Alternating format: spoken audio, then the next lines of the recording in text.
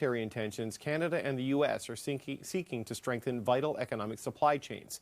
U.S. Democratic Senator Coons was in Toronto this week, and I asked him how concerned he is about a potential war breaking out in the Indo-Pacific. I'm very concerned about the potential for escalation and for conflict. One of the reasons that we in Congress worked so hard to pass the Bipartisan Chips and Science Act, which creates significant incentives for the onshoring and nearshoring of the production of semiconductors and other key technologies, is because of the risks of supply chain interruption.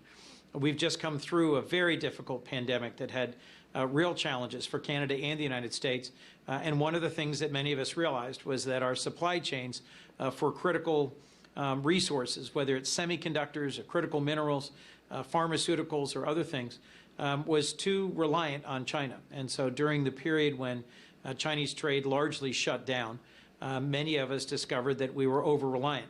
One of the big conversations here at the conference in Toronto I'm attending is on critical minerals and the ways that the United States and Canada, and hopefully at some point Mexico, our key USMCA partner as well, can continue to be the sort of energy and innovation partners for each other that we have long been.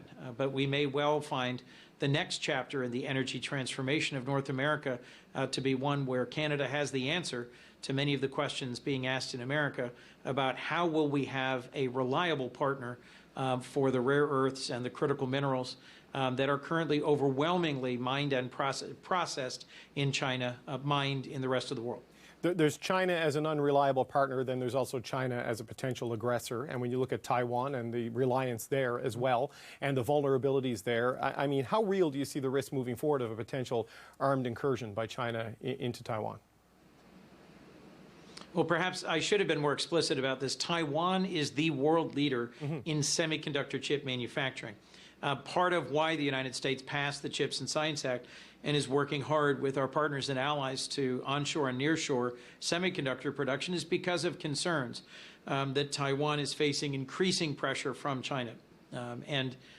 We are concerned about the very real possibility that we will face armed conflict in the Indo-Pacific. Russia's brutal invasion and occupation of significant parts of Ukraine has awakened a lot of the world to the potential of autocracies to express themselves through violence. And so I think we are rethinking our strategic plans. I know Canada, as well as an Indo-Pacific power, is a critical part of that future.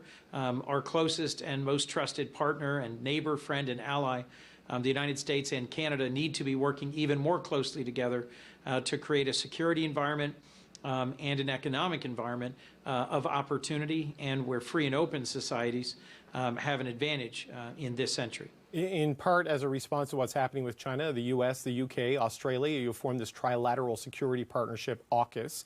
Is that a partnership that could be expanded in the future? Is that something Canada could come to the table and be a part of?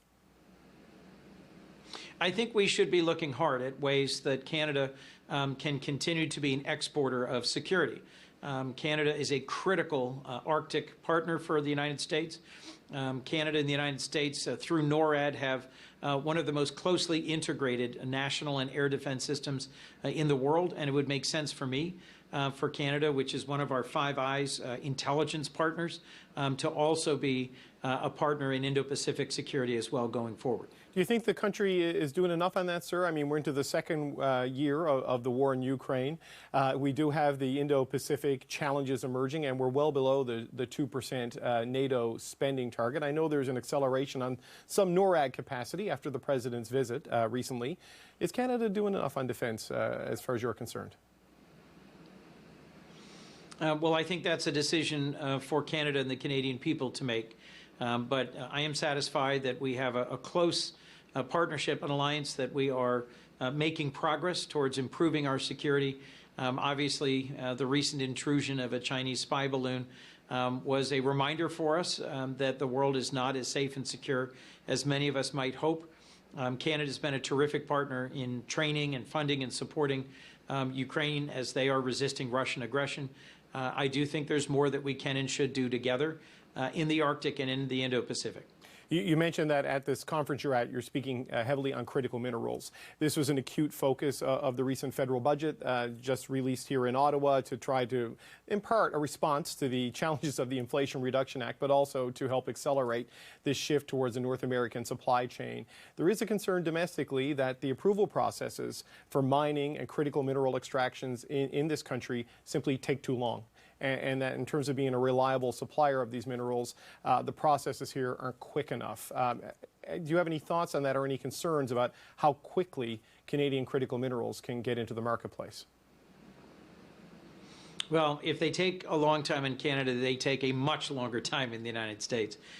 We do not have a good track record at review and permitting and approval, particularly in the mining sector recently in the United States. And we have to strike the right balance between respect for Indigenous communities, consultation and inclusion, making sure that environmental protection and higher standards for mining and processing are a part of our future.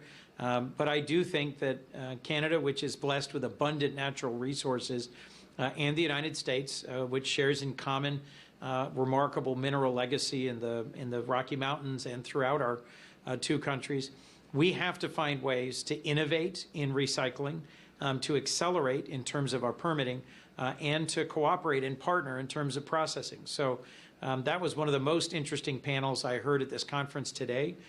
Toronto is a mining and financial center for Canada and for North America, and I think this was a great place to hold this conference for exactly that reason.